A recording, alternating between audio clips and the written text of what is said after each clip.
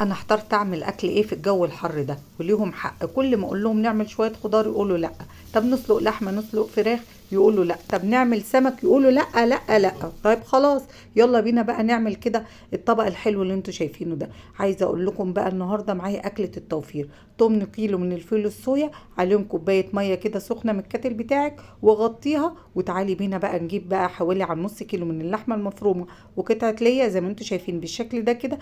كده بقى هاخد قطعة اللي هي الضاني دي كده اقطعها زي ما انتوا شايفين. انا بخزن قطعة كده صغيرة من اللي هي الضاني احطها في الفريزر، وخاصة بعد العيد الكبير واركنها. خلاص بقى الفول الصويا بتاعنا كده اتشرب ميته، وانزل بقى باللي هي الضاني واللحمة المفرومة.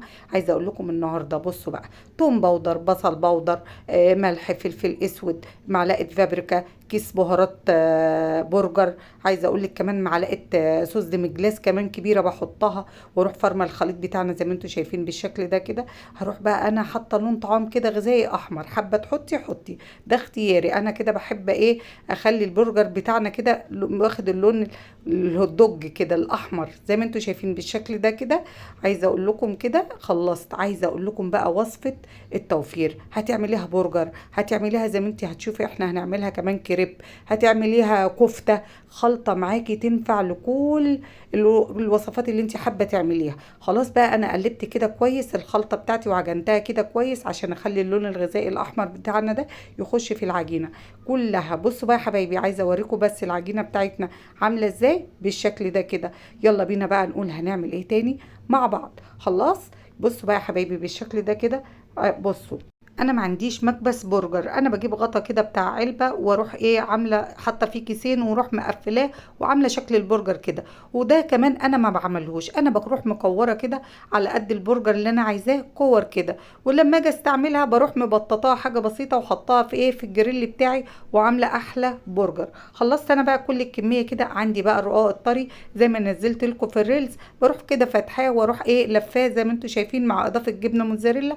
وكده بقى انا حاطه الجريل بتاعنا يسخن جامد مع اضافه ايه معلقه من الزيت، وابدا بقى ايه اسوي بقى الايه البرجر بتاعنا ده، او اسوي خلطه البرجر اللي هي في قلب الرقاق الطري زي ما انتم شايفين. وبعد كده بهدي عليها النار خالص عشان اللحمه اللي جوه تستوي، لان اللحمه اللي معانا نيه زي ما انتم شايفين. وباكد كمان في السوا بروح ضايفه زي ما انتم شايفين كده، اروح ضايفه عليها شويه جبنه موتزاريلا ومدخلاها تحت الشوايه لغايه بقى اما اتاكد ان الايه الرقاق بتاعنا او البرجر اللي جوه الرقاق ده استوى. زي ما بقول لكم كده، باخد الكرة اروح مبططاها حاجه بسيطه كده ونازله في الجريل زي ما انتم شايفين. عايزه بقى تعملي كفته حطي كمان وهتمشي. عايزه اقول لكم بصوا، ما بتلزقش معانا ولا اي حاجه، وبتتقلب معانا بكل سهوله. عايزه اقول لكم اكله التوفير زي ما انتم شايفين عملناها من الفول الصويا، وفي نفس الوقت قضينا الايه اكله كده حلوه في الجو الحر بتاعنا زي ما انتم شايفين بالشكل ده كده. عملتها كفته وعملتها برجر وعملناها كمان بالرقاق الطري. وكده بقى ايه من يعني حوالي نص كيلو من اللحمه المفرومه و8 كيلو من الفول الصويا.